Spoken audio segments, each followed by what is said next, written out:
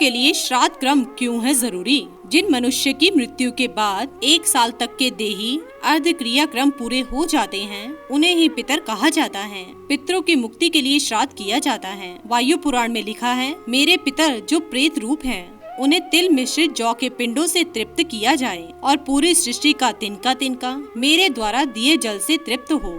इसलिए देवताओं, ऋषियों और पितरों को तिल में जल मिश्रित करके अर्पित किया जाता है। उसे ही तर्पण कहते हैं और तर्पण करना ही पिंडदान कहलाता है। हिंदू धर्म की मान्यताओं के अनुसार सूर्य जब कन्या राशि में आता है तो मनुष्य के पितर परलोक से धरती लोक पर आते हैं और कुछ समय अपने पुत्र और पौत्रों के साथ बिताते हैं, यानी कि अपने परिवार, अपनी संतान के साथ रहते हैं। इस तरह हर व्यक्ति की मृत्यु के बाद कई कर्मकांड होते हैं जो उसकी आत्मा की शांति और मुक्ति के लिए जरूरी होते हैं। इसलिए पितरों के लिए श्राद्ध कर्म करना बहुत ही आवश्यक होता है और इसका कारण आज हम जानेंगे। श्राद्ध का कारण और महत्व। हिंदू धर्म के अनुसार हर मनुष्य की 3 पीढ़ियों का श्राद्ध करना अनिवार्य होता है और वो है पिता, दादा और परदादा। इन्हें 3 देवताओं के समान माना जाता है। पिता को वसु के समान, दादा को रुद्र देवता के समान और परदादा को आदित्य देवता के समान माना जाता है। और श्राद्ध के दौरान यही इनसे पहले पूर्वजों के प्रतिनिधि माने जाते हैं। पुराणों में लिखा है,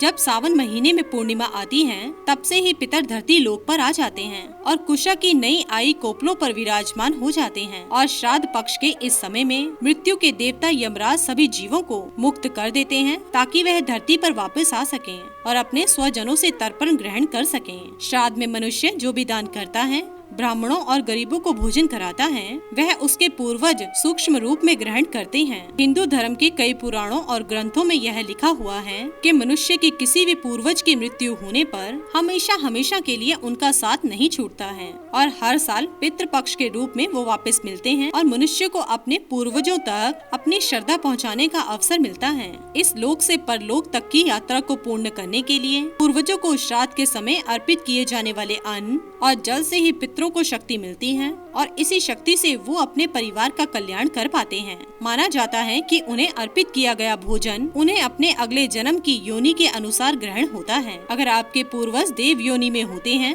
तो ब्राह्मणों और गरीबों को खिलाया गया भोजन उन्हें अमृत के रूप में प्राप्त होता है। यदि पितृ गंधर्व लोक में हो तो उन्हें भोजन भोग्य के रूप में मिलता है। पशु योनि में हो तो तिनके के रूप में, सर्प योनि में हो तो वायु के रूप में, अगर दानव योनि में हो तो मांस के रूप में और अगर प्रेत योनि में हो तो रक्त के रूप में भोजन मिलता है। अगर आपके पूर्वज मनुष्य योनि में होते हैं तो उन्हें अन्न के रूप में भोजन की प्राप्ति होती है। पुराणों के अनुसार पितर देवताओं के समान होते हैं और वो भी दूर की कही बात सुन लेते हैं, दूर से ही पूजा अन्न ग्रहण कर लेते हैं और उनकी स्तुति से प्रसन्न होते हैं। ये भूत, भविष्य और वर्तमान सब जानते हैं और कहीं भी कभी भी पहुंच सकते हैं। इसलिए दोस्तों, पितरों की सेवा और श्राद्ध करना बहुत ही महत्वपूर्ण है। तो आप सच्चे मन से अपने पूर्वजों को तर्पण और पिंडदान देना ना भूलें। इसी के साथ ही दोस्तों, अगर आपको ये वीडियो पसंद आया हो तो इसे आप लाइक कीजिए, अपने दोस्तों रिश्तेदारों के साथ शेयर कीजिए और सब्सक्राइब कीजिए। साथ ही साथ बेल आइकन को प्रेस करें ताकि नया नोटिफिकेशन आप तक सबसे पहले पहुंच सके। धन्यवाद दोस्तों।